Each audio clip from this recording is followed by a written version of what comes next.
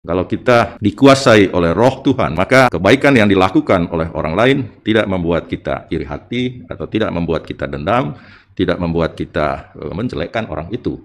Tapi kita akan berterima kasih bahwa ada orang baik, bahwa ada teman-teman seperjalanan kita yang melakukan kebaikan-kebaikan. Kalau saya belum bisa melakukannya, ya mungkin saya kerjasama dengan orang itu.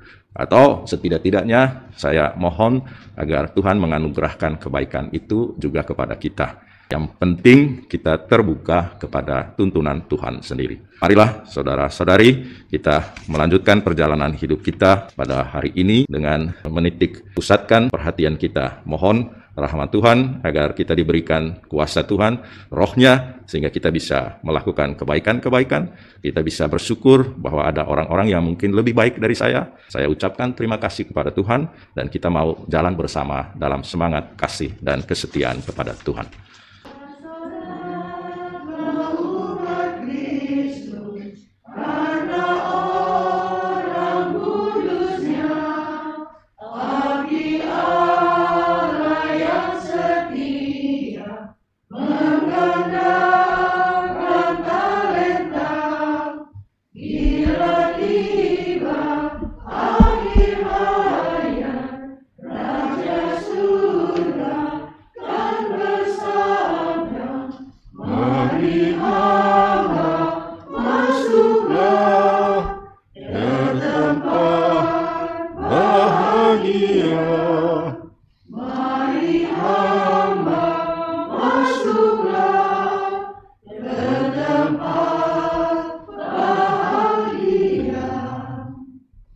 Dalam nama Bapa dan Putra dan Roh Kudus. Amin. Damai bagimu dan bersama rohmu. Saudara-saudari, hari ini gereja memperingati Santo Fransiskus dari Sales, uskup dan pujangga gereja. Fransiskus dilahirkan di Sales, Savoia pada tahun 1567. Setelah menyelesaikan pendidikan di bidang hukum gereja dan sipil di Paris dan Padua, ia ditabiskan menjadi imam pada tahun 1593, kemudian menjadi uskup di Geneva pada tahun 1602. Ia sangat dikenal dengan khotbah-khotbahnya yang menarik dan berisi, karena sungguh merupakan buah dari permenungannya yang mendalam. Ia juga meninggalkan dua tulisan terkenal, Theotimo dan Philothea, yang berisi tentang spiritualitas awam dan undangan bagi seluruh umat beriman kepada kekudusan. Ia juga merintis penggunaan surat kabar sebagai sarana untuk pewartaan iman, sehingga oleh Paus Pius ke-9 diangkat sebagai pujangga gereja dan pelindung para wartawan dan pers Katolik. Fransiskus dari Sales wafat pada tahun 1622 di Lyon. Saudara-saudari, ini riwayat singkat dari Santo Fransiskus dari Sales yang seperti kita juga beriman, percaya kepada Tuhan. Dia mengikuti panggilan khusus menjadi imam dan kemudian diangkat menjadi uskup. Marilah kita pada Ekaristi Kudus ini memohon agar Tuhan juga menolong kita, agar kita tetap melaksanakan tugas panggilan kita sebagai pengikut Kristus yang setia kepadanya. Kita mohon ampun atas segala kesalahan dan dosa-dosa kita, agar kita pantas dan layak merayakan peristiwa penyelamatan ini. Saudara-saudari yang dikasihi Tuhan, dari bacaan pertama tadi kita sudah mendengar tentang pengalaman hidup Daud yang dipercayakan Tuhan untuk menjadi raja atas Israel. Dan Daud kemudian mengembangkan kerajaannya. Hanya pada akhir dari teks itu dikatakan bahwa makin lama, makin besarlah kuasa Daud, sebab Tuhan Allah semesta alam menyertai dia.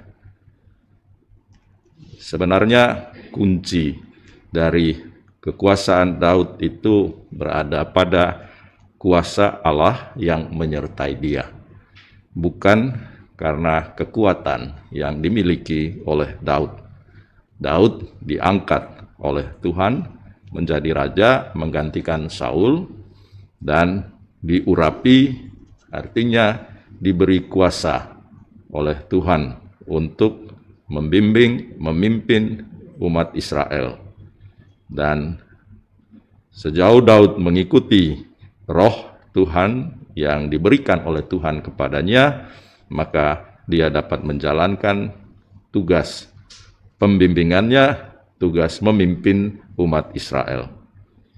Sesungguhnya disinilah kita belajar bahwa kita manusia tidak dapat melakukan apa-apa yang baik tatkala kita tidak bersatu dengan Tuhan, atau kalau kita tidak dianugerahi oleh Tuhan roh kebaikannya, roh kasih-Nya.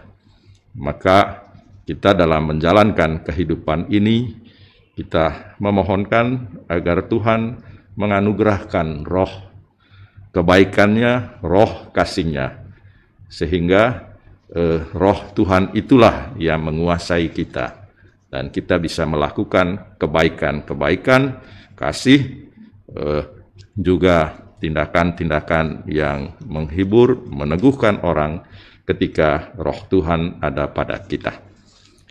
Sesungguhnya itulah yang dipersoalkan oleh ahli-ahli Taurat yang tidak menerima bahwa Yesus bisa mengusir kuasa setan. Bahkan mereka menuduh bahwa Yesus itu pasti dikuasai oleh Beelzebul, raja setan. Lalu Yesus mengatakan bagaimana mungkin bahwa dia mengusir setan, sama-sama mengusir setan. Dan lebih dari itu, ya Yesus diutus oleh Bapa untuk mengalahkan kuasa-kuasa kejahatan, kuasa-kuasa setan ini. Maka sesungguhnya apa yang disampaikan dalam Injil menyangkut orang-orang yang melawan Yesus, tentu karena mereka tidak bisa menerima bahwa Yesus bisa melakukan hal-hal yang baik, bisa menolong orang-orang yang memohon pertolongan dari Tuhan. Dan ini menjadi saingan bagi mereka, bagi ahli-ahli Taurat ini. Maka mereka mencari jalan untuk menjelekkan atau untuk menghina Yesus yang melakukan kebaikan-kebaikan ini. Nah, saudara-saudari, seringkali dalam hidup kita, ya kita bisa menerima kebaikan sesama kita, tapi bisa juga kita tidak menerima kebaikan sesama karena mungkin kita tidak suka terhadap orang itu, atau kita sendiri memang dikuasai oleh iri hati, atau oleh dendam, atau oleh roh yang jahat, bukan oleh roh Tuhan. Kalau kita dikuasai oleh roh Tuhan, maka kebaikan yang dilakukan oleh orang lain tidak membuat kita iri hati, atau tidak membuat kita dendam, tidak membuat kita menjelekkan orang itu. Tapi kita akan berterima kasih bahwa ada orang baik, bahwa ada teman-teman seperjalanan kita yang melakukan kebaikan-kebaikan. Kalau saya belum bisa melakukannya, ya mungkin saya kerjasama dengan orang itu. Atau setidak-tidaknya saya mohon agar Tuhan menganugerahkan kebaikan itu juga kepada kita. Yang penting kita terbuka kepada tuntunan Tuhan sendiri. Marilah saudara-saudari, kita melanjutkan perjalanan hidup kita pada hari ini dengan menitik pusatkan perhatian kita. Mohon rahmat Tuhan agar kita diberikan kuasa Tuhan, rohnya, sehingga kita bisa melakukan kebaikan-kebaikan, kita bisa bersyukur bahwa ada orang-orang yang mungkin lebih baik dari saya. Saya ucapkan terima kasih kepada Tuhan, dan kita mau jalan bersama dalam semangat kasih dan kesetiaan kepada Tuhan. Marilah mewartakan misteri iman kita. Setiap kali kami makan roti ini dan minum dari piala ini, wafat-Mu Tuhan kami wartakan hingga Engkau datang. Tuhan bersamamu. Dan bersama rohmu. Semoga Allah yang Maha Kuasa memberkati saudara sekalian, Bapa dan Putra dan Roh Kudus. Saudara sekalian, pergilah dalam damai sambil memuliakan Tuhan dengan hidupmu. Syukur kepada Allah.